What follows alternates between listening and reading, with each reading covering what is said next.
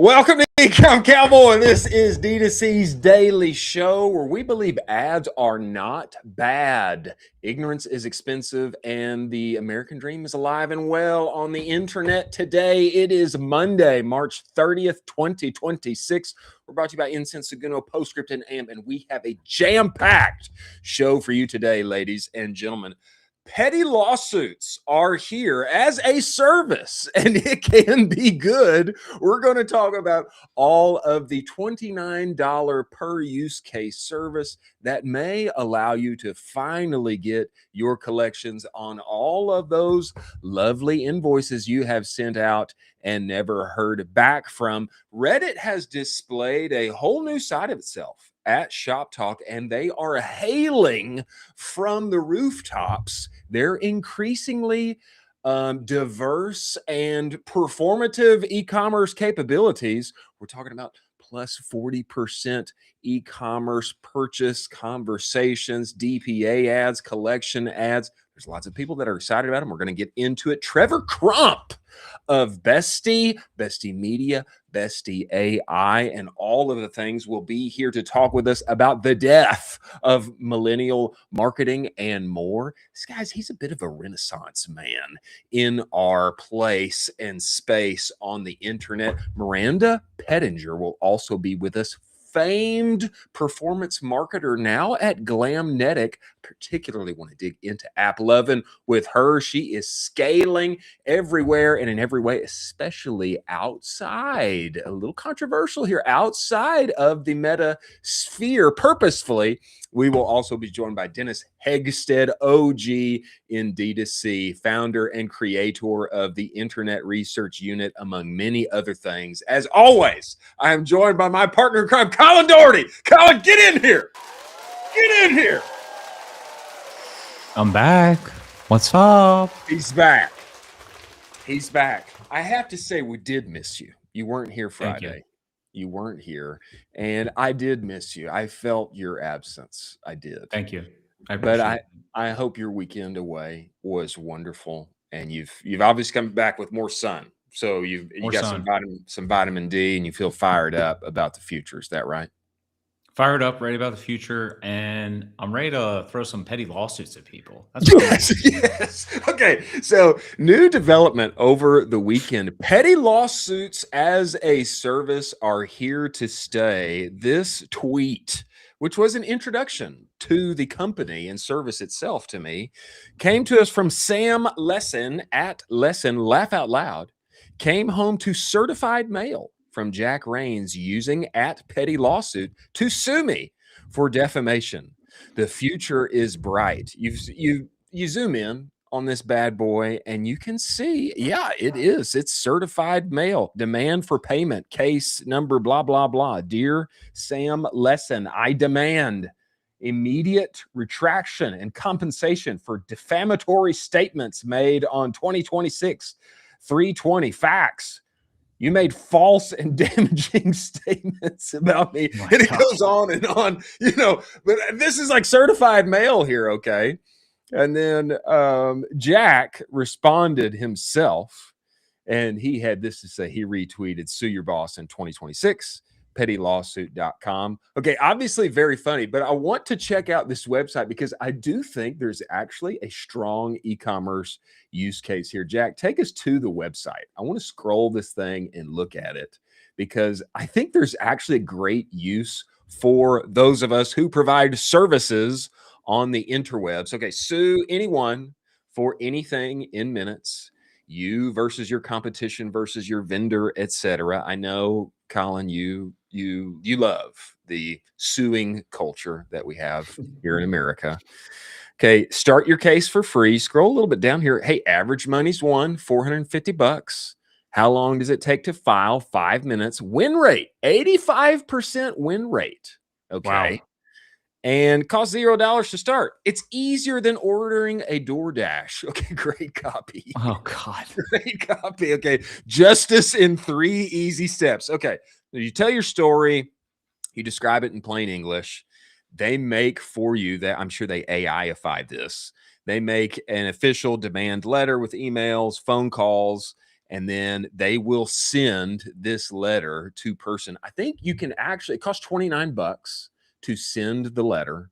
You can send an email for free that I'm aware of. Okay, you can send an official email, but I think the letter is probably, where you get most bang for your buck. And then what do they say? Step 3, they pay up or we arm you. Most settle before court. If they don't, pre-filled forms, service of process, and a case brief. And then you scroll down, they've got testimonials here. Okay, why am I highlighting this? Why am I highlighting this?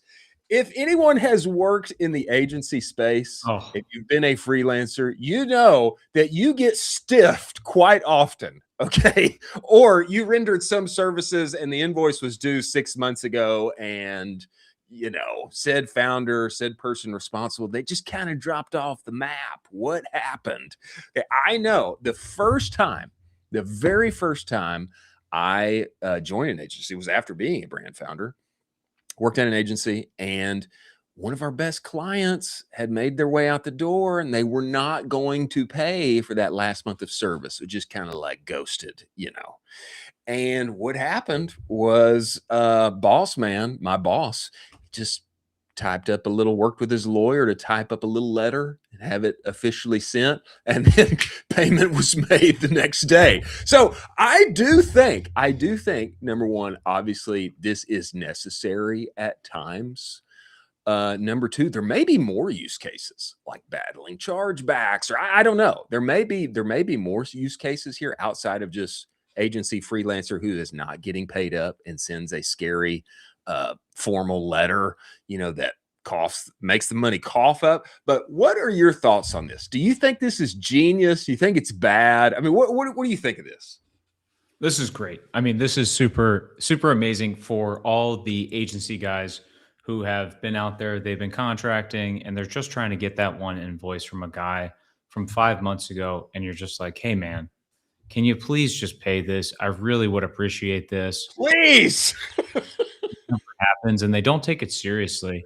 And so I love this level of kind of upping the stakes a little bit, where this kind of says, hey, this is serious. I want this addressed.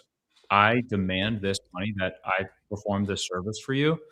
I love that it's super easy. I think it works really well for the pricing for agency guys, where a lot of the pricing is similar to 8 to 15K a month for some type of retainer. You can do kick-ups and kickbacks as far as performance, but the $29 is nominal compared to how much you would be losing for that 15K for the service rendered. So I think this is really great. Obviously, you don't want to be going around blasting $30 lawsuits to everybody, but it's really great that this is leveling the playing field a lot. And then when you're ready, grow up and get a big boy lawyer and just hit them with a hard one and just get that big one, going down the pipe and do a full official write-up. Most people will handle outside because they do not want to deal with the legal implications. And this can balloon a lot more. And a lot of this has to do with the mental headache that you are causing them. Yeah. Every second that they're thinking about your lawsuit, they are not thinking about their business. And so if you have a button where you can just keep pressing, getting more and more in their face all the time, super annoying. They're at dinner, lawsuit. They're at lunch, lawsuit. They just dropped their kids off. Guess what? I just put a little lawsuit in your car. So it's like it's nonstop. That's kind of how you need to approach these things. So I'm a big fan of this. I think it's cool. I mean, obviously, America, anybody can sue anybody. I think Orange John is also a fan. He had this to say: just filed every overdue bill I've had in the last 2 years, which shows you that even Orange John, okay, still has some overdue bills. This is reality in the service side of the industry, which people call the dark side of the force in e-commerce. Okay, I wouldn't call it that, but I do think it's an interesting metaphor. But everybody deals with overdue bills and invoices. This next tweet here comes to us from Robert Friend. I'm not exactly sure how you say it, but he is the lawyer who always has incredible insights on these things. And he's actually coming on the show. He says, He has some pushback here. A business that will draft and send demand letters and recommend claim amounts, but claims it does not give legal advice. Interesting UPL questions here. I'm zooming in on some of these images. Explain what happened in plain English. Our system converts your story into proper legal language and suggests appropriate claim amounts. And then next one, over 40% of cases settle after receiving demand letters. We create a professional legal demand to send it via certified mail, $12 or email for free. And then is petty lawsuit a law firm? No, petty lawsuit is not a law firm and doesn't provide legal advice. We're a self-help document preparation service that automates legal paperwork. We cannot represent you in court or give legal opinions. For complex cases, consult an attorney. And then there's another image down here further. Most disputes are resolved after the demand letter alone. In our experience, roughly 78% of cases settle before ever reaching a courtroom. I think, obviously it's not an end all be all. You don't want to send this thing, prematurely, probably cutting off the relationship, if you do. Yeah. But hey, if you need to get the dollars back and they haven't responded for months on end and you're still owed money and they're probably never going to work with you again anyway, you might as well send the thing and find your way into some dollars that you are owed. Now, we have a very astute knower of ball who is coming in to the show right now. But before we introduce him, we need to talk about incense. Ladies and gentlemen, don't we all want better ads? Yeah, we do. We do. And we want actual humans involved in those ads, preferably creators, things of that nature. But the system and the process, it's very disjointed and it's a headache manually negotiating usage rights, etc. That is why Incense exists, all in one UGC influencer marketing platform that gives you all in one place and space a vetted creator marketplace. Not just you finding them, but them applying to you. Automated influencer outreach, built-in campaign management. You get content as little as 14 days, and this is so much better than just finding some random TikTok that you hope changes the nature and trajectory of your business. We're talking about real relationships with real creators and getting real creative that can help you scale. They have just released the UGC Playbook 2.0 in the era of Andromeda, how to use modular UGC to scale your account up and to the right. Go to that URL, get it today. Tell them Colin and I sent you. Many thanks for Incense being part of the show. Now, the person who is coming in here right now, he is co-host of the Unstoppable Marketer podcast. And I have been on it. It was years ago, but I have been on this thing. It's how I originally got to know him. He is also an OG in our space, multiple ecom brands. He's been CMO. He's been SaaS side. Okay. He's got an AI power post-purchase survey, yada, yada, yada, that I hope that he will tell us about. But we want to bring him in here particularly to give us a little sauce on the dying and death of marketing, especially in the millennial frame of reference that we have all been used to for many years ago. I am talking about the one and only Trevor Crump. Get in here.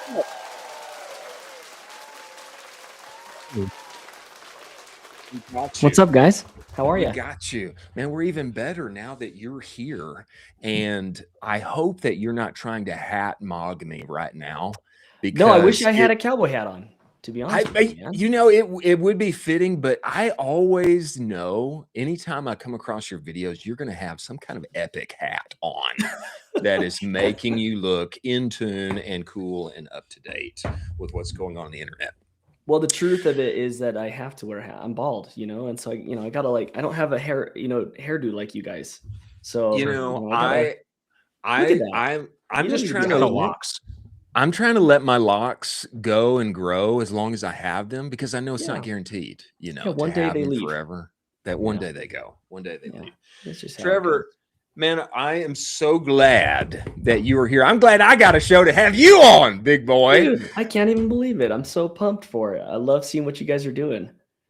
Well, man, we appreciate you making time and coming on here. Man, just give us some context I've been hearing you talking about it online. The death of millennial marketing. When I think of millennial marketing, I think of safe, on brand, inclusive, nobody getting offended, calendars well planned, all of the metrics granularly ordered and reported. I think of immaculate IG profiles and feeds. Tell me why that is going away and what's wrong with it and how brands are winning today. Give us context on that. Yeah. I mean, I talk about it a lot, primarily because I'm a millennial and I've worked with tons of millennial brands that I would have thought today would be 100, 200, $300 million businesses at the trajectory that they were at. Yeah. That you're now starting to see them, either they're no longer existent. I mean, I just talked to somebody who, in their very early days were valued at $50 million and they were not even seeing the, like they were still on track to go. And I just heard that they sold for under $1 million, like 6 years later. No. And you're seeing, to me, this is what, like, this is the ethos of millennial marketing is exactly what you said. But to me, the ethos of millennial marketing is just like, it's just doing what everyone else is doing, right? Like that's what millennials do. Like millennials, we get so caught up in what's on trend, So if you look at millennials, like I was wearing skinny jeans because everyone else wears skinny jeans. You know what I mean? Yeah, like worst. We gotta delete those photos, guys. I know. We can't. But then, like, looser fitting stuff comes in, and guess what? Now we're all wearing looser fitting stuff. But like, you're starting to see skinny stuff come back in, and I guarantee you, millennials are going to jump back on that boat because millennials tend to do what everyone else is doing. Whereas if you go to like the next generation, which is Gen Z, it's like the exact opposite. Like, let me be so individualistic, it's crazy, And so what happens in the brand space, and I keep saying this, like this quote just keeps coming in my head over and over again. In 2016, it was never harder to start a business, right? You felt like you had to know somebody who knew someone in China to start a business. Yeah. But it was never easier to stand out in 2016. Yeah. Right? It was pay to play model on Instagram, right? Like when I'm posting stuff, I think it was like back in 2016, I think like 30% of your you reached 30% of your audience back then. Whereas in 2025, the study was like, it was 1.2% of your audience sees your stuff. Right? So it's like unbelievable. 2016, never harder to start a business, never easier to stand out. 2026, never easier to start a business, never harder to stand out, which is the death of the millennial marketer because we are conditioned to do what everyone else is doing. Does that make sense? The reason why you're saying it does. Like, I think safe, I think pastel, I think perfectly curated IG, profiles. So that's what I mean by that. You know what I mean? I do. Go ahead. Do you have any example brands that have basically played the opposite of that are standing out really well among the group? And then not brands that you wish where they're playing it a little too safe. You wish they would kind of take some risks and take some gambles. And you're just like, you wish you could just go into that exec board and be like, guys, you don't know what you have here. Please take some more gambles. Stop posting these weird, like, all neat, perfect, blah, blah, blah. Could you talk a little bit more about that? Yeah. You know what? One of my favorite brands right now to talk about because they, from all intents and purposes, they kind of fit some of our definitions of doing millennial brand marketing. Yet they're blowing up like crazy. Have you guys heard of the brand Lola Blankets? I don't think I have. I don't think I have either. Look them up. Lola Blankets, LOLA. They're a Utah-based brand. That's where I'm based out of. Yeah. Nice. When I met with them, they were, I met with them last year. They were doing like I've seen on the brink to do around 100 million. Wow. This year, they almost did that in a month. Seriously. Okay? And if you go and look at what they're doing, it's all pretty marketing, right? Like everything is fits the on brand kind of mentality. It looks good. They're on the Adriatic Sea and blankets. Yeah. But the reason why it works for Lola blankets is because they took a commodity that everyone has to use and they turned it into a fashion element. Yeah. So like they look like a lot of other brands in the sense that everything looks good. But there's this juxtaposition where it's like, wait, they're selling blankets? The thing that I just like sleep, like something I sleep with every night that I just need a blanket to sleep with. But now it's like becoming this like thing. Whereas if I don't have a good looking blanket, am I not as sophisticated or cool? Or there's some absurdity to it. So it's like that they kind of walk this. They instead of walking the safety line, like they bridged or they stepped over the line to say we're going to identify and draw a line in the sand that like our blanket isn't for everybody, because that's what a commodity is. Our blanket is for this type of these type of people, and they get blown up for it. They get beat up all. If you look at their ads, people are commenting all the time, like, you only have pretty people looking at like, you know, using your products. Like they have billboards up and down I-15, which is the main like freeway here in Utah, and it's all just like hot dudes with six packs. Like it is. I'm looking at it right now. like a blanket over them, or babes, you know. So it's just they don't play it safe. That's one brand I love thinking about right now. Really, really cool. That's amazing. I think on the other side, I mean, I don't know what you think about this, Trevor. I think about, when I think of like characteristic millennial marketing, I think of Allbirds. You know, Totally. I do. They were so cool and so successful. And then, but you just, whenever I think of like lots of white space and it's got some environmental friendly element to it, and it's for everybody everywhere. And all of our marketing is really safe. Nobody will ever get offended at literally anything because we're not saying anything. I mean, it just, you know, it like fits there. And then, you know, unfortunately, what's happening now with that business is that it's, you know, it's dying. I mean, they're closing stores for like 8 years. Yeah, exactly. I'm interested. I've heard you talk about how being on brand can and kind of forcing that it allows you, or it forces you to miss moments, miss opportunities to like be relevant in the conversation, do interesting things.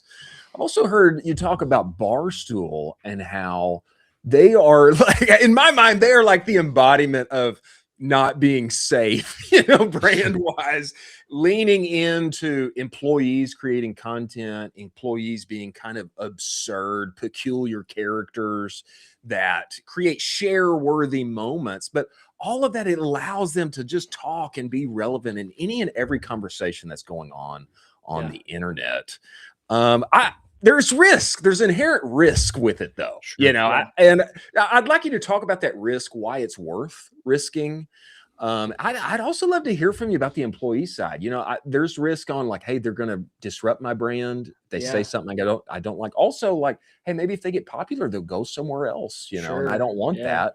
Stay in your office and be quiet and make my P&L go up. You know, just talk about that if you would. Well, I think it started, I mean, I think that 2020 and 2021 just like really threw the entire world through the ringer. You know, like not only did COVID change the mindset of everything, but like that's when people got so wildly political, and that's where cancel culture became such a prevalent piece of culture. Yeah. So, and that's when I think a lot of brands like really, really started pulling back on doing cool, unique things, because they were just afraid of like, okay, for example, if I don't have enough content that has the right ethnicity, am I going to be in trouble? You know? And listen, there's nothing. And I'm not saying that you shouldn't do those things, because I think that is extremely important. But it started to become like this is how that was the directive of the brand, was, okay, instead of us like building a brand that we're trying to create a product for a certain amount of people and have this certain vibe and vision, it more so became a checkbox of, okay, do we have enough people that look like this? Do we do the right things? Do we have an eco-friendly element to it? It became a checkbox. And so on brand to me actually became a list of, is it fitting the check boxes that like the quote unquote consumer has put out there to make sure that we're doing the right things versus, oh, would my brand actually use the word like would our brand call a consumer a turd? If the answer is no, then it's that's what's not on brand versus should we look a certain way, you know? So, and I think that's where a lot of brands get that's what's happened with a lot of brands is they're now starting to just check the boxes that we're not going to get in trouble. And it's crazy how much I'm seeing this. Like our agency, we work with a lot of small businesses, but then we also work in the 9-figure space quite a bit. And I was just in LA last week talking to a $400 million luggage company who said this, like, we feel so safe. We feel like we can't say anything. Like we feel irrelevant. And it's like, it's because for the last 2 years, you've let everyone else dictate it versus saying, oh, this is who we want to be. Let's just go after that. Yeah. Sorry, I don't know if that answered your question or gave you enlightenment of what you were looking for, but no, yeah, it does. It gives context there. It gives context there. I think that in this vein, I feel like there should be more voices inside the company, and that allowing that diversity, so to speak, to allow people to try and test and put people that normally wouldn't be in front of the camera in front of the camera. For sure. So just for the sake of interestingness, I know that there's risk. Yeah, exactly. Right. It just like right now, most brands are creating content around their product, right? Like it's content around a drink they're selling. It's in every picture. It's in it's their logo, it's their coloring, it's their photo shoots. Like that's what most brands' content look like right now. And all of us are just kind of like, we're over it and we're sick of it. The other thing that has happened in the last few years is the creator economy started boosting up right around COVID too, when TikTok really, really started taking off and people started realizing like, oh, I actually don't really care to follow Nike anymore, but like following Jake Paul sounds really, really fun because he's doing all these crazy things. So I think that's what you're saying is like, there is a disruption where I think if brands allowed like Barstool does, I think yes, Barstool puts themselves at risk in some ways. But because their ethos is like, we don't give a shit, and so it doesn't really matter, they can't really get canceled or in trouble, because that's just the ethos they built. But yeah, people want to I think people just want to hear from people. They want to see what's happening because we've already seen the polish. We've already seen the cool campaign where a brand put $150,000 into them going to Europe and taking videos by a castle holding their product or we've all seen that for the last 10 years and it's played out, so I'd rather as a consumer, buying from my favorite brand, understand what the director of marketing is doing from a day-to-day basis, that would be interesting to me. But yeah, I mean, I don't know. I think consumers just want to see something different. At the end of the day, that's it. We just want something different. Have you guys read the book Zag before by Marty Neumeier? No. I know what you're talking about, but I have not read it. I should. Okay. It's the shortest book ever. And it's normally I don't promote self-help books because I'm just so over them because they're all just saying the same thing over and over again. But this one, it introduces something called the good different chart. And the good different chart essentially just represents it's no longer important just to be good. Good is table stakes. Okay. At Bruce Bolt, you have to make good batting gloves. You got to be good. Right? They just have to be good. If they're going to fall apart, then you're not going to win there. So that's just table stakes. Who cares about that anymore? So stop focusing on the good, the quality, because we're all just expecting it. Now you have to do something different, right? What Bruce Bolt did was their difference was they identified an audience. So it wasn't, I remember when you and me chatted, it was no, we're not just for any baseball player. We're for travel balls. Travel ball. Boom. All of a sudden you carved a difference in audience. Yeah. Okay. And so I just think that that's what brands need to focus on. It's you need to figure out okay, cool. You already understand you're good, but where are you on the difference meter? If you're just good, then you're just going to blend in. If you're just different and not good, then you're going to die. You know, so how do you be good and how do you be different?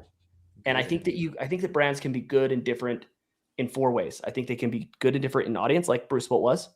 I think they can be good and different in content, like Lola has been, right? I think that they can be good and different in the product, which is the obvious one, right? Think Squatty Potty, right? They just created a product that was so wildly different that you're like, oh, I have to buy this. I didn't know that when I pooped normally, I was hurting myself. You know what I mean? And then you have channel. So like you can own a channel more than somebody else. Like, have you seen Comfort's numbers? Do you guys know the brand Comfort? Oh gosh, they're giant. Oh my gosh. Yeah, I mean, I talked to the founder last year, and he was like, "Oh yeah, we're gonna do like 200 million," and then they're at like, I heard like 500 million or something like that. Yeah, I think he said on the 9 operators they're gonna do a B this year or something like that. In sweatsuits, like the most mundane product in the world. But the reason why they're crushing it is because they sent like 10,000 people their sweatsuits a month, so it made it look like every human being was wearing their product. So they just owned a channel. They did it different, even though it was a completely not different product. Yeah. How do you think all of this is going to sprinkle out with the use of AI actors, AI UGC now? Is that going to become this new kind of quote unquote like millennial cringe / like bland marketing? I think so. I mean, I feel like you're kind of already starting to see it. You know, like it's funny. Like we'll create ads that aren't AI. And I can't tell you how many people are like, this is AI. You know, oh, this is bogus. This is AI. And you're like, okay, like there's already a consumer that is like, listen, we use AI a ton and we use it to create content and we use it for tons of other things. We'd be crazy not to. But once again, like I think as long as as marketers, as business owners, like our mentality just has to be, how am I being different? So if everyone right now, we might be in the sense that using AI content is different because not everyone's doing it. So maybe right now it might be a benefit, but eventually, right, like the early adopters are going to get through it, and we're going to hit that bell curve, right, where everyone starts doing it, and then guess what's going to happen? It's like what's happening right now. Like people are using Polaroids. Like, have you heard Polaroid sales are like crazy right now? Man. Yeah, I totally believe it. Yeah, I totally believe it. It's different, you know what I mean? And so, yeah, I think that the AI slop is just going to get worse and worse and worse, but it's going to, the thing I've always believed about AI is it's going to weed out the bad and ample the good. I shouldn't say the weed out the bad. It's going to weed out the mediocre and it's going to amplify the good. And it's also going to help other brands stand out in ways as more and more people start using AI. It's going to give people a shot to start doing more creative stuff outside of AI, I think. I love that. Trevor, man, we appreciate you making the time and coming on here, but you cannot leave us before you tell us about what you are doing with AI. I mean, I know that everybody's trying every way to utilize AI to raise the floor and hopefully raise the ceiling, of everyone's performance. But man, talk to us about Bestie. Talk with us about, man, the unlimited creative that you're offering with BFF. Just tell us about where you see the opportunity. Where is it now, and where is it ahead? Where should we be skating? Where the puck is going? Yeah. I mean, we use AI. I think one of the best places for marketers to be using AI right now is in data analysis. So many brands. I think we all can agree with that, right? Like. Yeah. It used to take partnering with data scientists and, for hire CFOs to get down to contribution margin dollar by product. And now like you can do that at the click of a couple buttons and a prompt. And so there's this Pareto principle in, for example, media buying, where it's like a lot of times you waste 80% of your budget on the 20% that does well. And I think that we're starting to, if we, brands that can utilize AI in helping us with data analysis, we can start to shrink that and maybe start to reverse that Pareto principle. So like that's first and foremost how we're using it. We do use it with content creation. I think a really cool way that we're using it with content creation right now is it helps us test messaging. So you can output a lot of messaging and ICP data that you find from first party data through surveys like you talked about, like Bestie AI.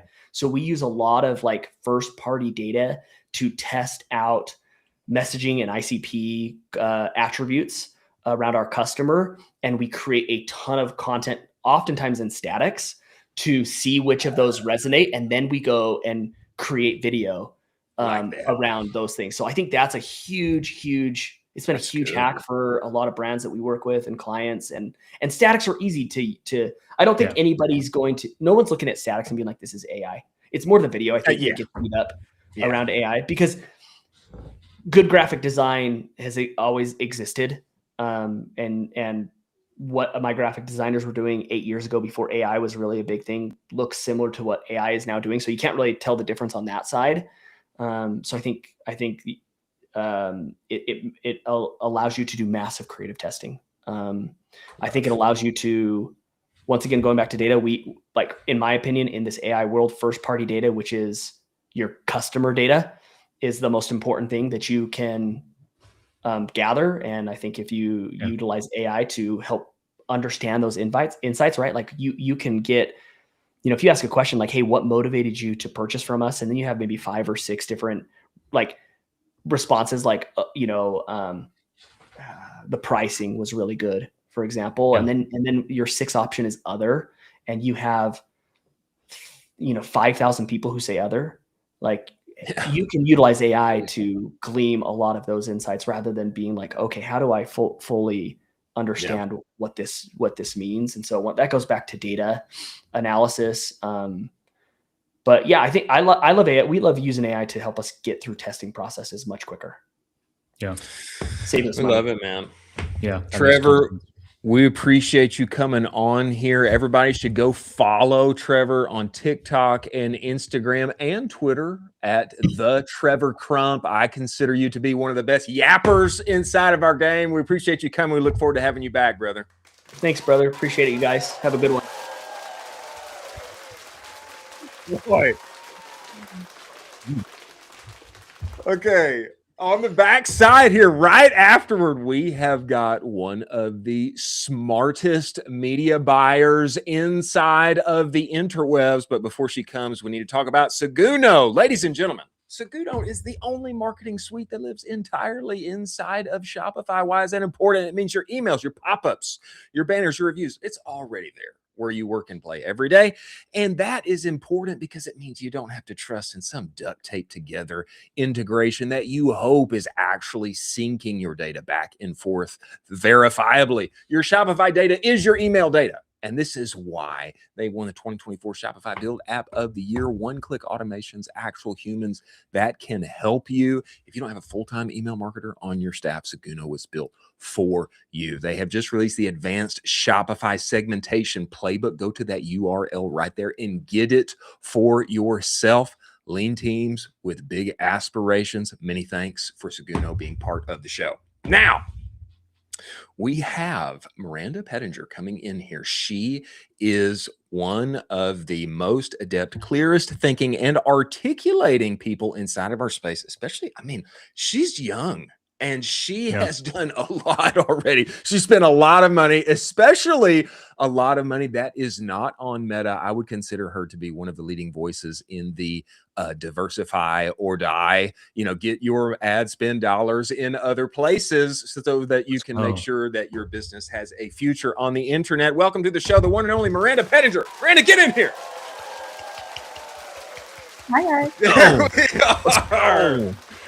Miranda, welcome to the show. Now Senior Performance Marketing Manager at Glamnetic. Congrats to you, Miranda. Thank you. Thank you very much. I have been excited to finally talk to you. I have known of you for some time and followed what you have had to say on the internet. If you would just give us some context for how you got here, Miranda. I think that when it comes to marketers, they're either more artists than they are scientists or the other way around, but you seem to be right there in the middle. scaling budgets, etc. But you also have this unique background in which you are a professional photographer, much like my good friend Colin over here. Could you just give us some background on your origin story, how you got here today? Yeah, definitely. It's a winding story, but so I actually started a photography business when I was 14. Incredible. So that was Wow. kind of my first adaptation into the business world, but I do like equestrian sports, and there was like a need in the industry for someone to take over all the events that were like local when our other photographer retired. So I was like, well, I have a camera, I'll figure this out. So I basically turned that into, I ended up paying my way through college using this business, and, photographed everyone in the area. I learned how to make my own website. I just kind of like taught myself marketing, while I was in high school. So did everything from like customer surveys and like just kind of adapting to the industry. Like Instagram was really huge in like 2014. Like that was like the new thing to be on Instagram. So I had like all these followers on Instagram. So like my account was like famous in that little community. That was great. It was like 5,000 followers. It was a big deal back then. That is awesome. So that's kind of how I got started in marketing, and I really enjoyed the marketing side. I actually then went from photography, and I did a basically like a TV and video production 2-year course, and ended up figuring out I'm not patient enough to sit with Premiere Pro for 5 hours. Okay. Yeah, That's fair. That's super fair. So I have the video editing background as well, which has been helpful for advertising. It's just in a different way of now doing media buying, of like not being the one actually editing all the content as an editor, but understanding everything that goes into it, because I have all of the Adobe Suite background. Well, I mean, it's that background on top of all that you've done, data wise, budget wise, scaling with 365 Holdings, and now being at Glamnetic, which I'm so pumped for you to be there. That's incredible. I thought maybe you'd be CMO by now, Miranda, but I don't, maybe that's to come. Maybe that's part of the bonus structure. Miranda, just come for 6 months, then we'll make you CMO.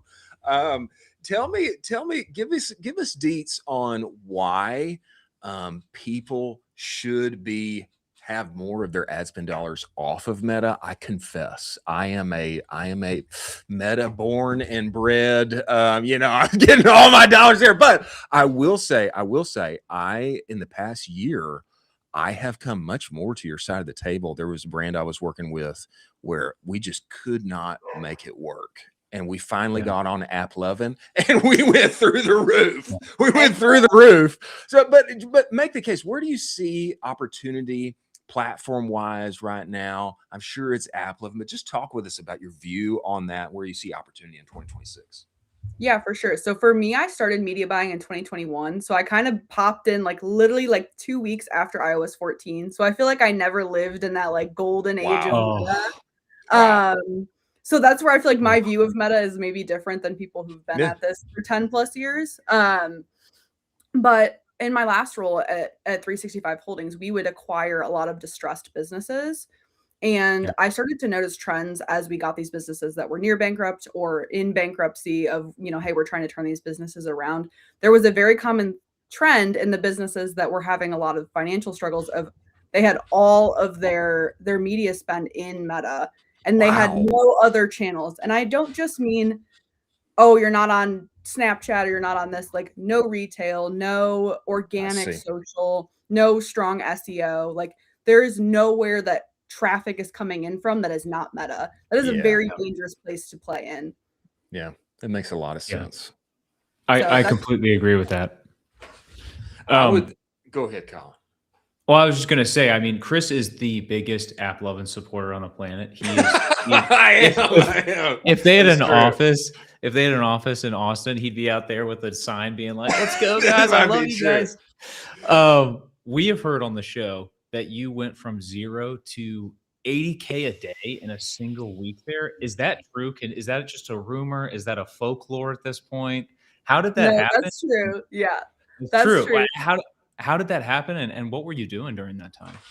Yeah, so the brand I was working with, it was 2024, so 2 Q4s ago, and I feel like everyone was kind of struggling with Meta at that point. The brand at the time had been scaling huge on Meta month over month and was like super strong. We had really strong Q4 projections, And then really started to struggle in November, like mid-November. And that's when AppLovin was offering a $10,000 onboarding credit if you were spending $30,000 a day on Meta. So it was kind of like, we're falling behind. Like, what's the worst thing that happens? We spend 10K and it doesn't go anywhere. And maybe we make a 1x ROAS and we bounce. So it was like the week before Black Friday, and we were like, all right, let's just like spin this up right now really quickly. And this brand was very heavy in Q4, very giftable. And we onboarded, they spent through the 10K in like the weekend before Black Friday. And it was like great results. It was already beating Meta and like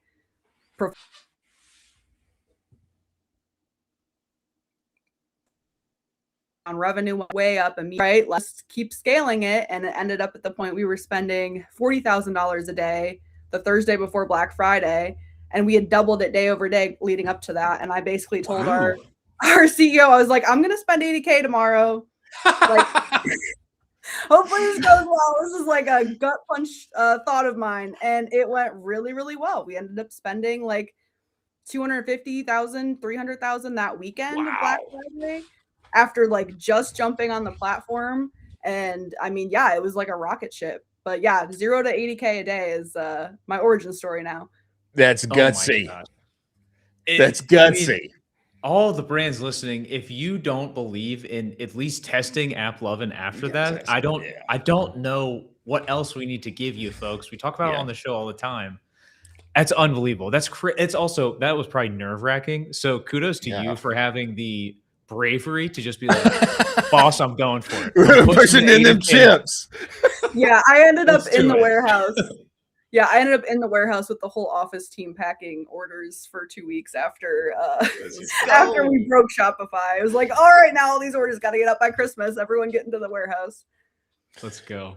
Miranda, and tell for those who have not experienced it, they don't play games on their phone very much. For those who haven't been on the platform yet, I actually like the placement better inside of AppLovin because it's a little more akin to me. It feels a little bit more like TV in the sense that it's non-skippable, but it's different in that sense from just, hey, I'm hoping to grab somebody's attention in the first 2 seconds on Meta.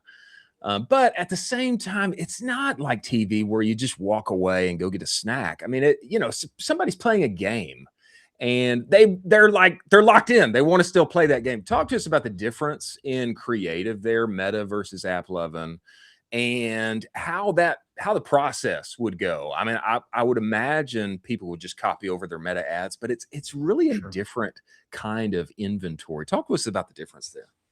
Yeah, I think the biggest difference that I found is most times people are actually opting in to this agreement with you to watch an ad. So in most cases, you're saying, yes, I will watch an ad for extra coins, for another turn.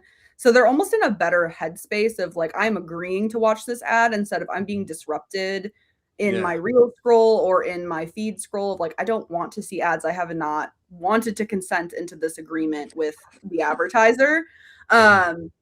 Versus AppLovin, you almost have like this moment of like, yes, I'll watch your ad so that I can get something in return. So I feel like the exchange is like, hey, I'm getting something because I'm going to watch this ad. So it's a little better. Yeah, that's a good point. That's really interesting. That's super interesting because it totally is different from how you would do everything on Meta. The one gripe that people have had with AppLovin is basically that it is kind of Meta retargeting machine. Have you found that there is a feasible discovery method within AppLovin where you're getting really high quality net new customers? Yeah, I think if you're a brand that does not have a high repeat rate, meaning you're like a one-time purchase or you don't have like, you're not consumable, it's not usable again or whatever the case is with your product, I think you won't have a problem with this because I think the people that have already bought from you won't interact with your ads again because they're like, oh, I already bought that thing. I'm not interested anymore. Yeah. Versus I think brands that have a high repeat rate or you are consumable or your food or beverage, you people will still interact with you because they like you. They're already subscribed to you. So I think that was also causing a problem with the platform of people were then like still interacting with the ads, even though they weren't wanting to buy, or maybe they did buy again, or they were a subscriber. AppLovin is really great about listening to us advertisers. So they did roll out prospecting and discovery, which I've seen since implementing over an 80% net new visits now coming through Northbeam. So you can validate like these people have not been on your site before. So the fact that they listen to us, and that I believe is the unlock to jumping over that hurdle if you are a brand with that high repeat where they're still going to engage with you. This to me is so exciting because I mean, you know, when classic players, I mean, hey, we wouldn't be here without them, but you know, Meta and Google, they're so huge, you know, that you know, any feedback is kind of like, yeah, great. I mean, you know, like file it here under like this stack of cash that, you know, that we have. Just file your request right over here. I think this is incredible. And to me, it only strengthens the case that AppLovin is a very serious player in the realm of they are becoming, you know, maybe when it comes to platforms, they're becoming option number 3, you know, or in that solid group of where am I going to give my dollars? Of course, I'm going to give it here, here, and here. I think they're very much in the conversation, and if they're not in the greater consciousness, they should be in my estimation. Beyond AppLovin, Miranda, where if you had to give dollars, where would you? I mean, you know, Reddit is doing a lot. I don't know that I would, you know, just because. But talk to us about, you know, TikTok Shop, Reddit, Pinterest, Snap, all the other places. Oh gosh, no, I wouldn't. But if you would, I'd be interested to hear that. I'd be interested to hear the results. What do you think? What do you think outside of AppLovin and Meta? Where would you put your dollars, Miranda? I really believe it depends on the product and where you can go. I think the most important thing is just making sure the next place you go fits your product. So if you are a sub $50 product, 100% you should be on TikTok Shops. Like, why not? That is growing exponentially right now. But maybe it's retail, maybe it's really getting a strong organic social because you have a really viral product that people are going to be interested in. So I think you just need to diversify, period. And I think where you go really is dependent on the product you have. Like I love like Curtis's posts from Portland Leather this past week where he was like showing $1 million in sales from one day. And it's not, oh, it all came from Meta. It's like this much came from TikTok Shops. This much came from retail. This much came from our new app that they developed. So it's like, that's a healthy business. And that's something that you have several fires burning that you can just keep putting everything on those and then grow the business like that. I think if you're pigeonholed into, well, Meta's not working today and now our sales are down, that's not a good place to be in. Like, it's just not a great environment. It's frustrating as a media buyer, as a business owner, when the one thing that's supposed to work every day is down or there's something political happening and now no one wants to be on their phone, on their feed. So it's like, you can't control those things. What can you control? You can control where you're putting your time, your effort, and your money to find new customers in a space that maybe is less turbulent. Got to make some other bets. Yeah, that totally. I love that point about just being over leveraged on one channel, because the channel can go away, and also the channel can decide if you go away. Because you can be like, well, we're not going to work for you today. All of your ad account is disapproved. And if you're over indexed on that one channel, it's game over for you for that day until you hopefully maybe get a rep on that day or sometime that week. That's such a good point. I love that so much. Yeah. And it's same thing for retail. Like I've seen a brand in the past where they had a CVS contract that ended up getting canceled, and that was 50% of their revenue. Yeah. Now you've got to go find 50% somewhere else, because that's where that was not 10% of your business, that was 50. So that's where another place where, can you get 30, 30, 30? Can you get 4 or 5 things all working together? And then you're just, if one thing falls off, the whole planet doesn't, explode. This was the very reason why early on at Bruce Bolt, a baseball company that I worked at a few years ago, it was scaling like crazy. And Dick's Sporting Goods said, we want you in every Dick's now. We'll take it everywhere. Sign on the dotted line. We're going to make it happen. And my boss said no. He said, no, we're not going to do that. And he told him no for several years. And I was like, I said, brother, why not be in every Dick's everywhere now? He said, well, I don't want that to be the entire business, And then we've got one lever, and everything depends on that lever working or not. And so, that was controversial at the time, but it ended up being the smart play over the long run. Yeah, and maybe it's when he was ready, he would jump into it when that is becoming the whole business. That's now the business is so large, it's just a section. Exactly. Miranda, I have heard that there is some course set development, education, something where your mind on AppLovin has been digitized and there's a framework out there, but I don't know where to get it. And I'm afraid it may be locked up somewhere. I mean, is this true? Is it available somewhere on the interwebs? It is not yet available, but yes, I did work with the team at Smart Marketer. So, you know, the OG Ezra Firestone and I All right. other really smart people. You got Pep at Smart Marketer, and then we have Antler Ring CEO there as well. So a bunch of us got together. It is going to be AppLovin's official course. So they are also help produce it along with Smart Marketer. So yeah, it's coming at some point in April or May. Okay. Keep an eye out on AppLovin's comms. But yes, I did help out with the team there with getting that filmed. Wow. Just a little sprinkling of some breaking news here to come, Colin. That's exciting to have on the show. Yeah, I mean, and awesome. If you want to learn about AppLovin, I mean, you need to go to the source here from the pro herself. And why not learn from AppLovin as well? I mean, Chris, you talk about it. A lot of software, some of the most important things is just do what they say, and you're probably going to be successful. Yeah, that is the case. And I say this very forthrightly. When it comes to Postscript, who's a sponsor of the show, very thankful. All of my success came from literally doing what they told me to. And just saying like, hey, I've been in this a long time. I've got several 20-somethings sitting in front of me on this Zoom telling me to do this and do that and try this and go there. Why don't I just humble myself and actually do it and see what happens? And then, you know, we went up and to the right. And this is a great point. This is a great point, Miranda. I'm glad this is officially coming from AppLovin because it'll probably help people just actually open up and see, yeah, well, how does the thing work? What should I do?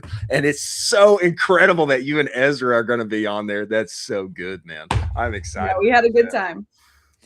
Miranda, we appreciate you making the time and joining us. Anything else you want to give us on, like, if you just want to make some predictions that we can sink all our money into for 2026 or anything like that? I mean, we'll take that. But if nothing else, tell everybody where to find you and follow you. That way they can be at the keyboard and ready whenever this official course drops. Yeah, I mean, I think the biggest thing is just like iterating on what we just said. Like, don't be all your eggs in one basket, whether that is Meta or whether that's something else.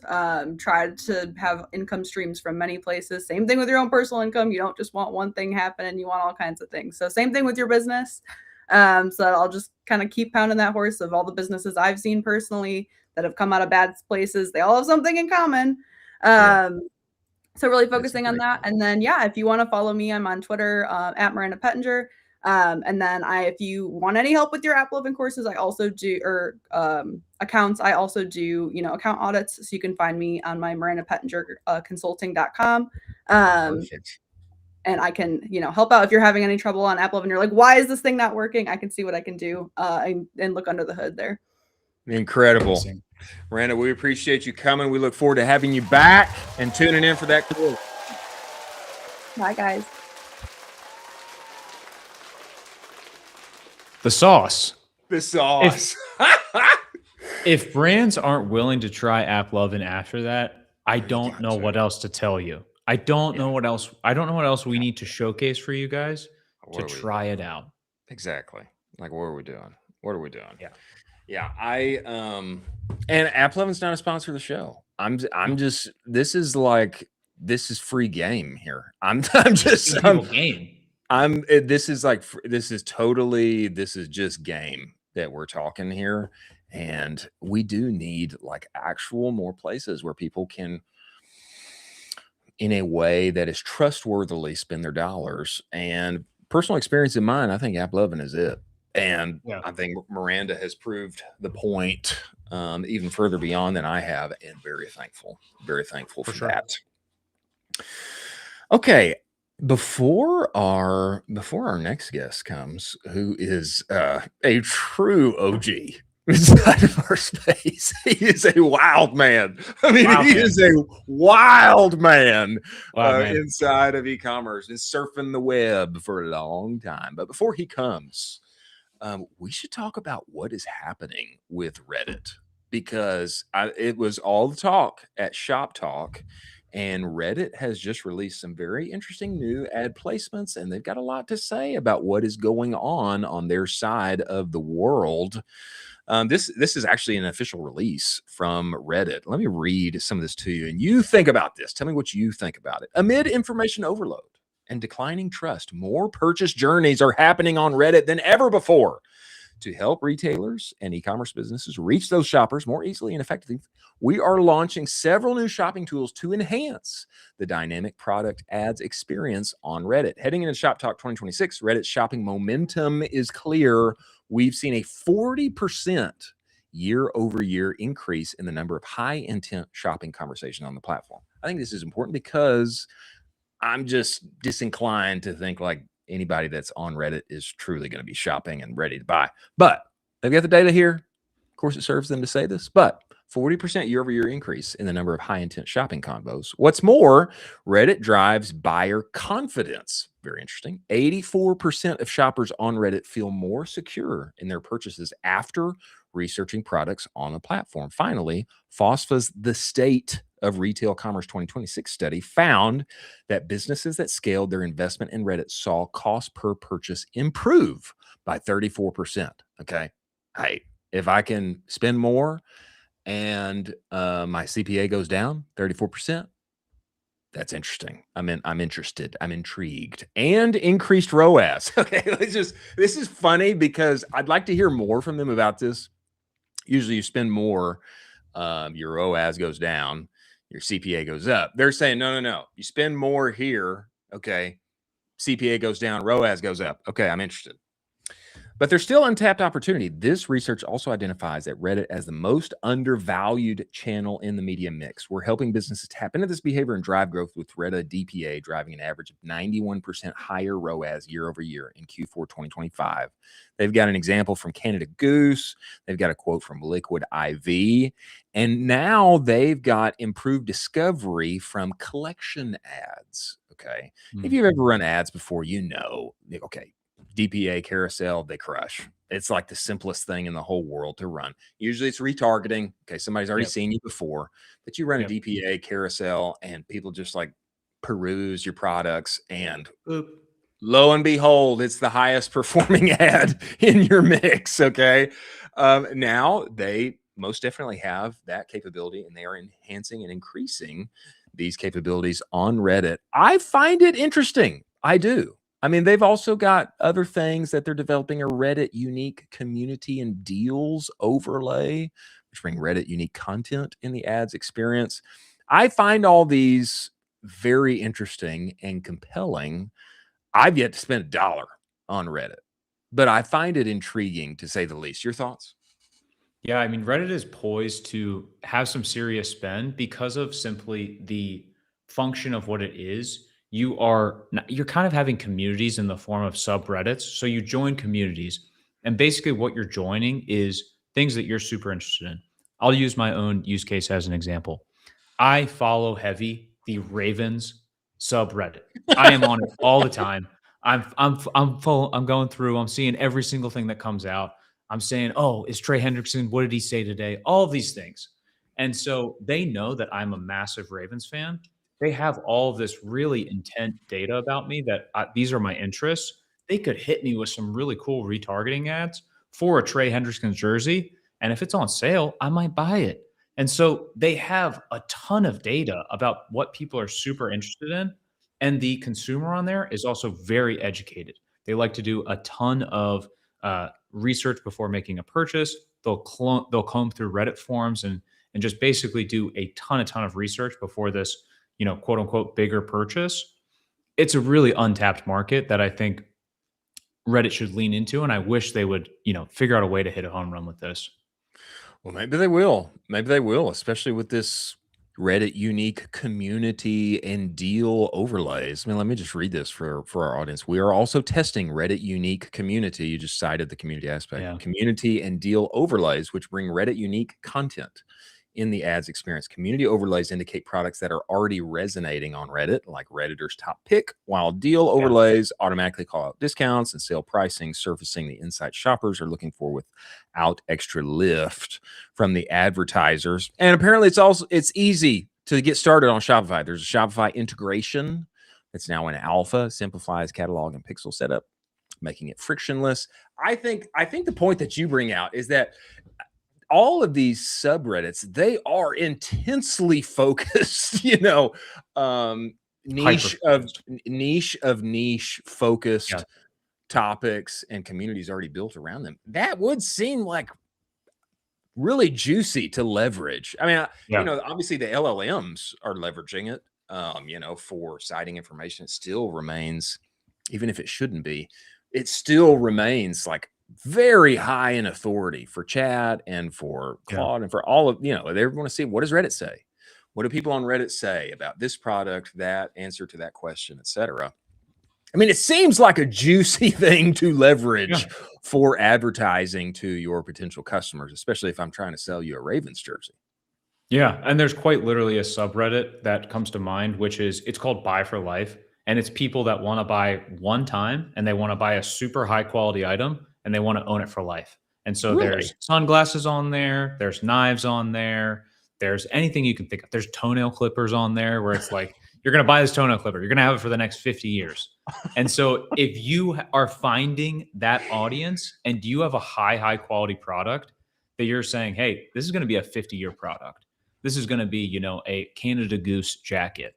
Let me hit them with the Buy for Life audience and just, rake it in and then talk about the copy of that within that ad of this is a jacket for life. You're going to have this for forever. I think that we need to have a Reddit platform advertising specialist on the show because I would learn a lot. There's actually a guy that I know that I follow on Twitter and his name escapes me right now, but he's always banging the drum on Reddit.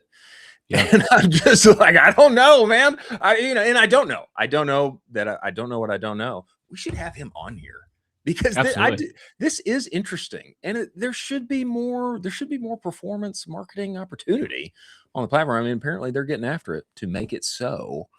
But I find it very intriguing. If I can spend more and CPA goes down and ROAS goes up, that excites me. So if you got data behind that, I think I'll take it all day and in every way. One more story here before our next guest comes. One more story that we should hit is that TikTok produced microdramas are coming. Okay. Now I know microdramas, they're all the rage already. Now US TikTok is doubling down on this, and they will be producing them. Okay. TikTok is preparing. This comes to us from @PopBase. TikTok is preparing to launch its own TV shows, according to Business Insider. Casting for actors in its original microdramas has begun. You click on the article, you go to Business Insider. They are getting serious about mini dramas. It recently began testing dedicated short drama feed in the US. Okay. So they're testing a dedicated short drama feed. Okay. I'm underscoring this. Brands should start paying attention now. Start paying attention to this. Creators will. There's going to be individual creators making their own short dramas. TikTok has its own short drama feed that they are testing out in the US and a few other markets. And now they are betting on it so heavily that they will be producing their own micro dramas. So think of Netflix. Netflix makes its own episodes and TV shows and movies. Okay, now TikTok is doing the same, but they're micro dramas. Okay, the company is casting for a new short drama production this month, recruiting actors for a soap opera style project, according to an email sent by a TikTok staff reviewed by Business Insider. The production plans may have been in the works for a while. In November, the company filed a U.S. trademark application for the term TikTok drama. Among the services it lists for the mark are development and production of short drama series, television programs, and webisodes. Okay, they've already got the trademark in place. they are rolling out and testing a dedicated short drama feed. This is the new content it's the new content format that is already hitting. And I think brands need to go with this. Spin up an alternate account, and why not start testing it now? I mean, TikTok is betting heavily on this. Yeah. In the sense that they're going to be making it themselves. If they're doing that, there's a good chance that it's going to work for you too. I think that this is something to bet on in 2026. Yeah, Chris, it's time for me to tell you that I've been cast in a TikTok micro drama for Latin America, and I'm excited about it. It's going to start filming. It's a bit of a soap opera. I'm excited to be in the main cast, and I just thought I'd use this chance to announce it. I'm super excited. Yeah, but no, it's called El Gringo, I think is what it's called. There you go. I think they are basically ripping this playbook from Netflix, what they have with the original content. And I will also throw out there, Apple, the original content that Apple's been producing has been a really healthy revenue driver for them. And so TikTok is saying, hey, instead of us trying to ask creators to make content and, basically pay them for viewership, why don't we just make our own content, chop the middleman out, and then start to have these original pieces that we can push out? It's really smart. And they have enough cash to do this for quite a while. And I'll say too, I've watched a number of these. Okay. I'm not spending all night. Okay. I'm not spending all night watching them or anything, but I have watched a number of these, and they are compelling. I mean, they just drop you in, and the action is happening. Okay. We know that soap operas work. Okay. They're running. Days of Our Lives is still running decades later. That's true. I mean, and essentially what these are is, it's like, you're cutting out the backstory. Like, who are these people? Like, I don't know, but they like bring it up in a relevant way. Like, police officer who's like falling in love with the criminal. It's just like, and it all happens in a minute, Yeah. And I mean, just like any good, compelling piece of content is written today, like, opens up with a hook and then it leaves you in a cliffhanger. What's going to happen next? I mean, it is that, except it all happens in a minute. And it's then, crazy. What do you want to do? Well, this is only a minute. Well, I can watch one more. Give me the next one. Gosh, we're cooking our attention spans, because this originally started with Netflix, where they would drop a whole season and it was like, well, they're only 20 minutes. They're only 20 minutes. Let me just watch the next one. Yeah. I can hit next. I'll watch the next one. 3 hours go by. It's dark outside. You haven't moved. The dog wants food. You're just like, what's going on here? I think it's time for me to eat dinner. This is what's going to happen with these little micro dramas, is you're going to consume 600 of them in a day. That is the case. And I will renew my, this was months ago that we came out with this, but I will renew this call. Takovas needs to make some micro dramas. Oh yeah, they need to make micro dramas that are Western driven and open with a hook and leave you hanging. And it's Yellowstone, and it's all of that, except it's TikTokified and it lives in the feed, and every American will drink from its fountainhead. I mean, they will love it. They will love it. I think brands need to hop on this and make it happen. Maybe we should start our own studio. Maybe we should start a studio. That's such a good example of a brand that should hop on it, because there's already proven market of the demand for this with Yellowstone. You got Landman. You got all of the Taylor Sheridan empire that is being built right now. Yeah. The massive media empire. To do this would just be, this would be a home run. I don't know why they aren't doing this right now. Total home run. Total home run. Yeah. As we move forward here, let's talk about our good friends over at Postscript. Ladies and gentlemen, focus is an amazing thing, is it not? When you focus, you get outsized results. That's why when people make the switch from whatever SMS tool partner they're using now to Postscript, they see a plus 22% increase, in SMS revenue. Why do they do that? Because Postscript, they don't do 6 or 7 things altogether. They only do SMS, and their sole goal is to make SMS your #1 revenue generator for your business. Now, I didn't see plus 22%. I saw a whole lot more than that. And the key was, why did we go from making very little money to being a top 1% account on the entire platform? I just listened and did what they said. And one thing that Postscript is saying right now is that you are leaving money on the table when people text into you after an SMS campaign and you either don't reply or, even worse, send them an autoresponder.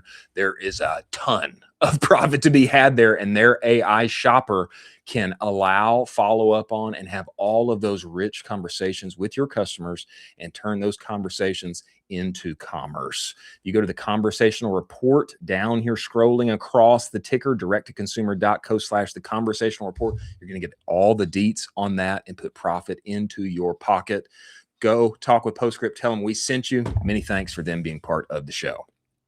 Now, very interesting product has come to us, and we are switched sides. Here we are. We're back. Okay. Very interesting product that I want to highlight, and I'm not even so bullish on the product as I am in the idea.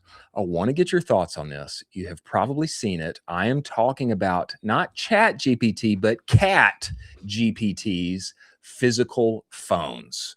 Jack, if you can scroll to Cat GPT, she has released a phone, and there's a video here that I want you to watch. This is a recreation of the landline, okay? And it's tied to your phone, and this thing has blown up. And I want to watch this and get your thoughts on it. Go ahead and play this for us, Jack. So that if somebody calls you, it actually starts ringing and you can pick it up. See?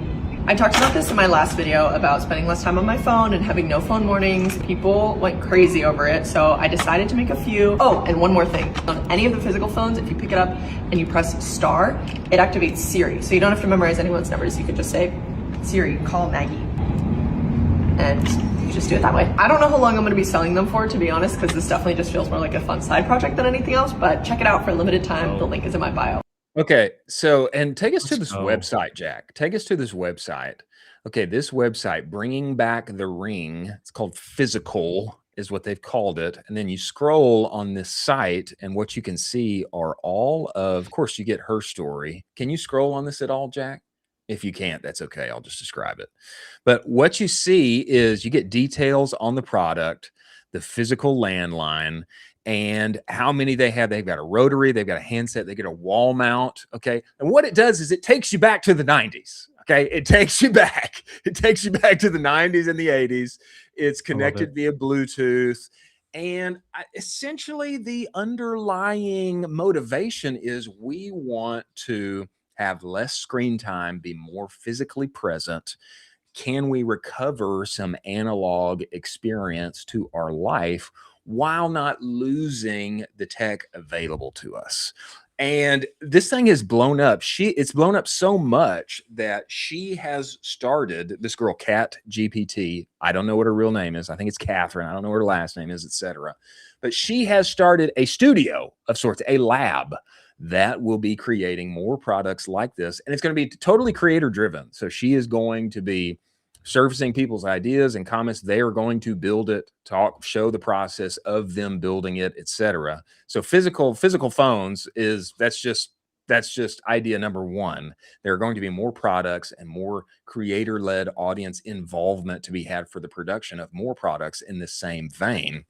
But I think the thesis behind this, for proper use of technology that doesn't ruin your life and allows you to have a analog IRL existence of that not only millennials, but even Gen Z who never experienced it is longing for. I find this to be compelling. And there are several products that have come out in this sense of, there's the tin can, that's a physical phone designed for kids, etc.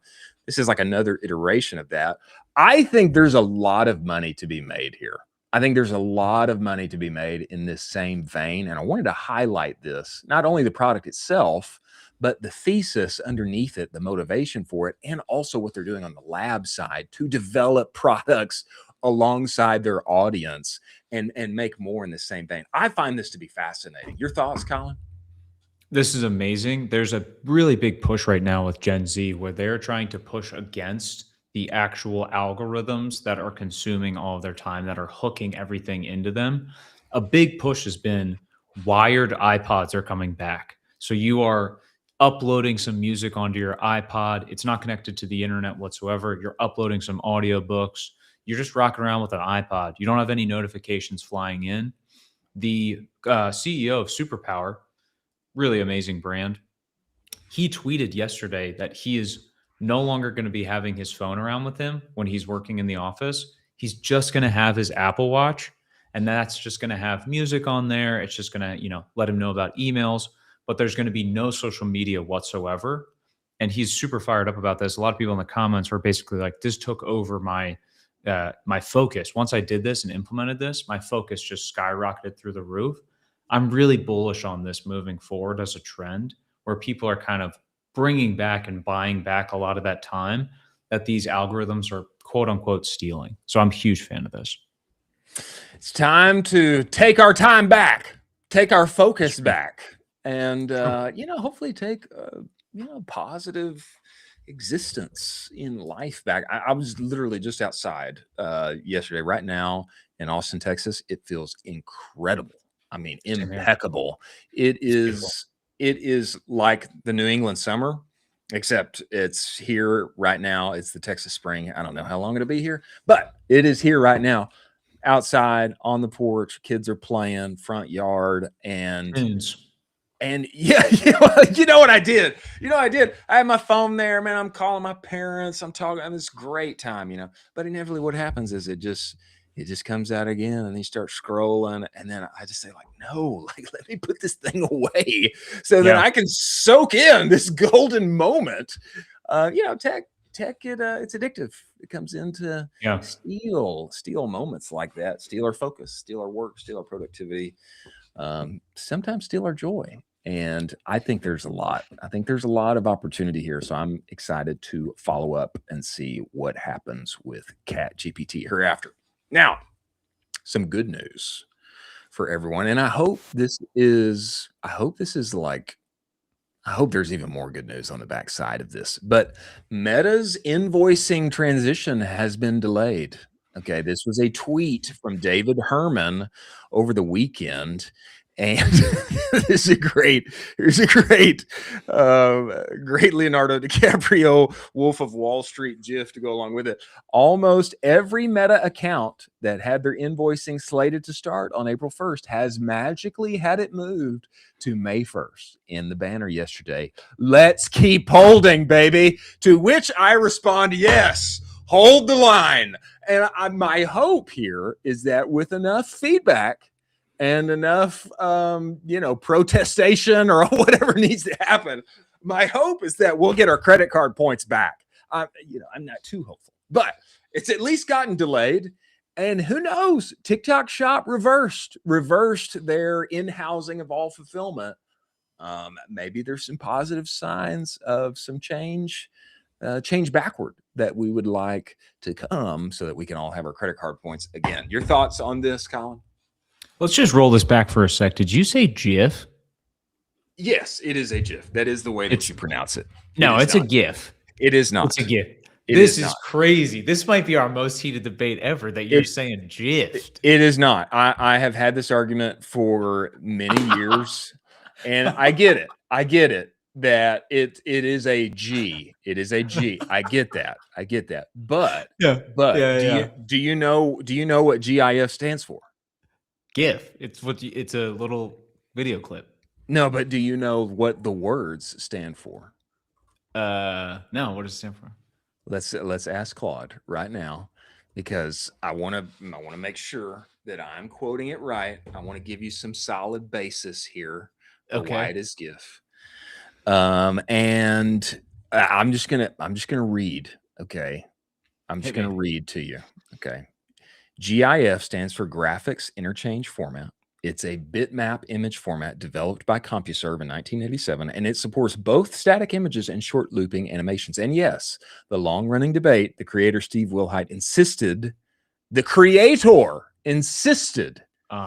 it is pronounced GIF, like the peanut butter. Wow. It is pronounced GIF, like the peanut butter. But now listen here. Most people say GIF with a hard G. Both camps remain committed, but the creator says it is pronounced GIF, like the peanut butter. That's fair. I'll pull back on that. That was a great point. That was a great point. Man, W's in the W's chat in the right chat. now. W's in the chat, baby. W's in the chat right now. Let's go, baby. There is one of the big winners from this meta invoicing, debacle, which was Slash came out and basically offered 1% to Slash. all brands for all of their invoicing.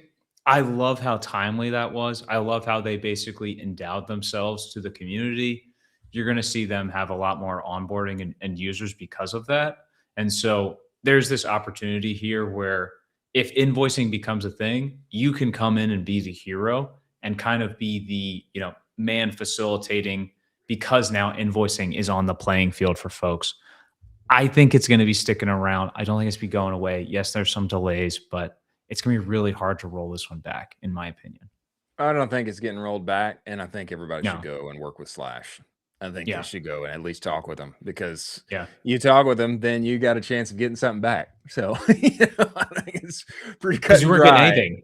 Yeah, you weren't getting anything back. Exactly. They're taking away your points. Well, at least you can get something back. You can get a little cash back. And if you spend a lot of money on Meta monthly, then that's going to be well worth it. For sure. Next, 12 tons of Kit Kats were stolen over the weekend, and this is going to be affecting Easter. Quite literally, it will be affecting Easter, especially in Europe. As the weekend rolls up here, this tweet comes to us from Trung T Fan at Work Week, and he's retweeting CBS News here. Nestle's statement on the 12-ton Kit Kat heist was solid. We always encourage people to have a break with Kit Kat, but it seems thieves have taken the message too literally and made a break with 12 tons of our chocolate. Whilst we appreciate the criminal's exceptional taste, the fact remains that the cargo theft is an escalating issue for businesses of all sizes. And CBS had this to say: massive 12-ton shipment of Nestle's Crunch Kit Kat bars were stolen in a chocolatey heist that risks causing a shortage in stores right before Easter. Now, we know from our conversation with Robbie Salter at Jupiter, this is it's an incredible opportunity for a marketing campaign to be made. And there was a humble submission by Starks_ARQ.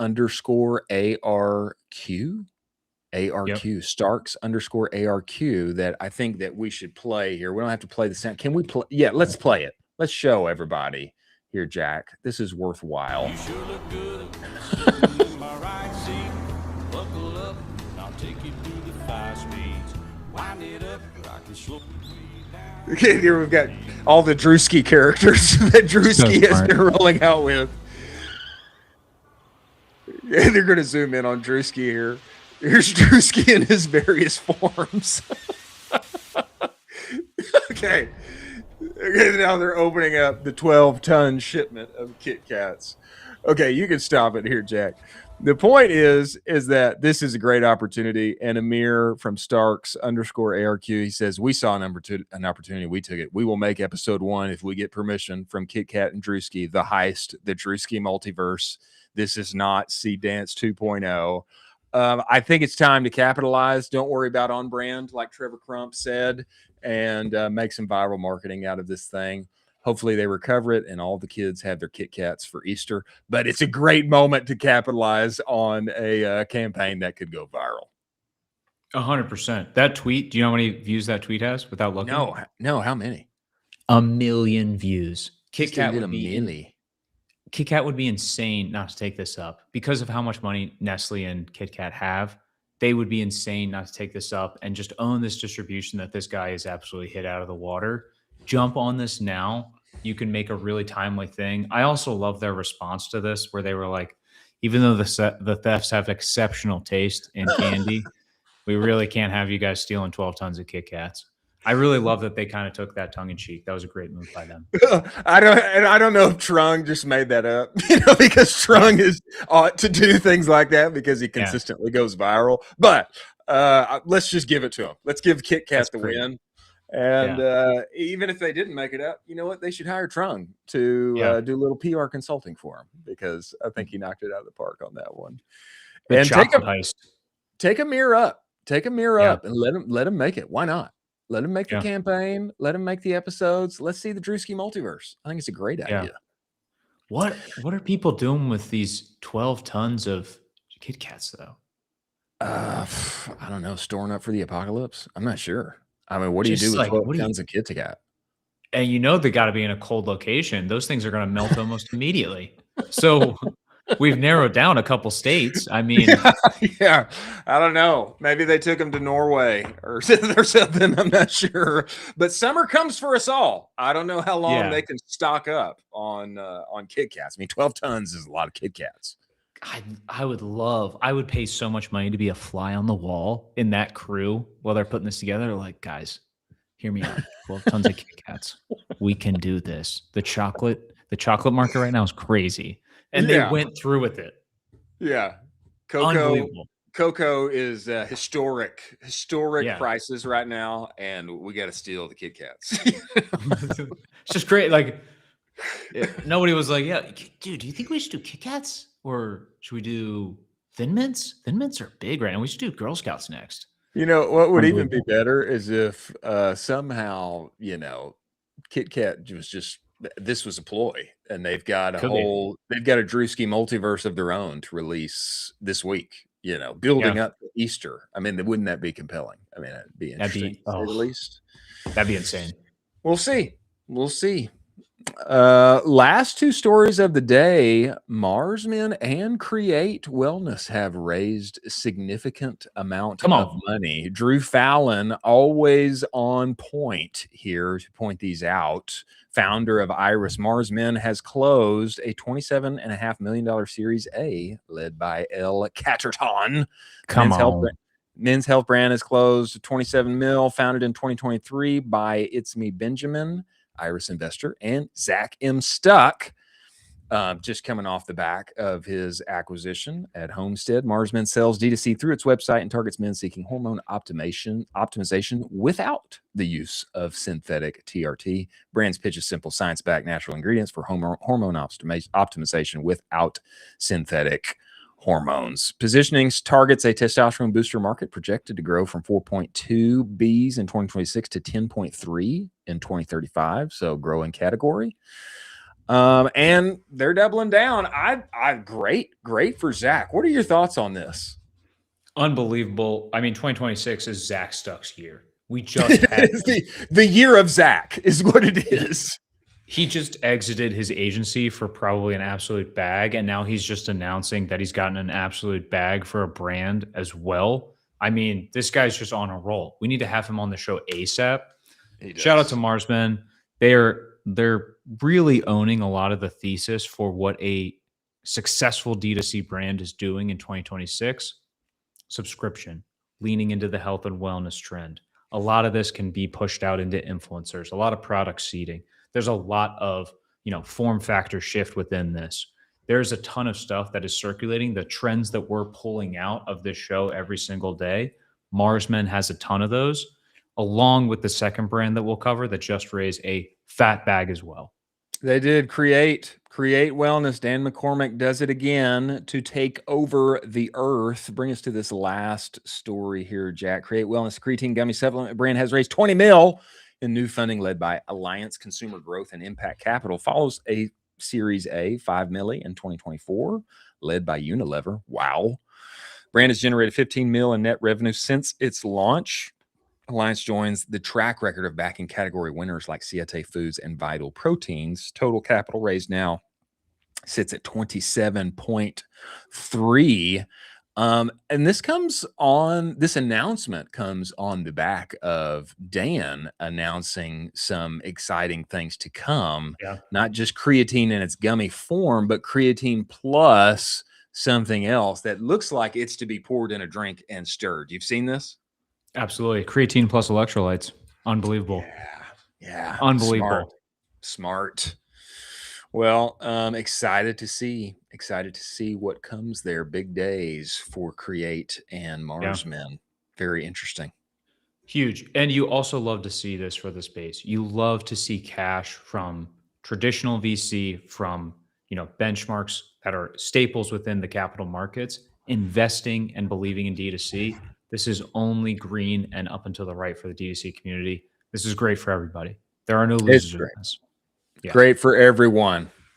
Many thanks to Trevor Crump of Bestie and all he is doing over there for joining the show and talking with us about the death of millennial marketing. Many thanks to Miranda Pettinger of Glamnetic now and telling us all about what's coming with App Love. And Dennis Hegstad, we love you and we miss you. And I'm sure that we will get him back. Many thanks to Incense, Seguno, Postscript, and AMP for making this show possible. We've got a jam-packed roster this week. Actually, we should put out everybody who's coming this week. We should find a way to get that out. And we will be back tomorrow. Thanks for joining us. We will see you on the other side.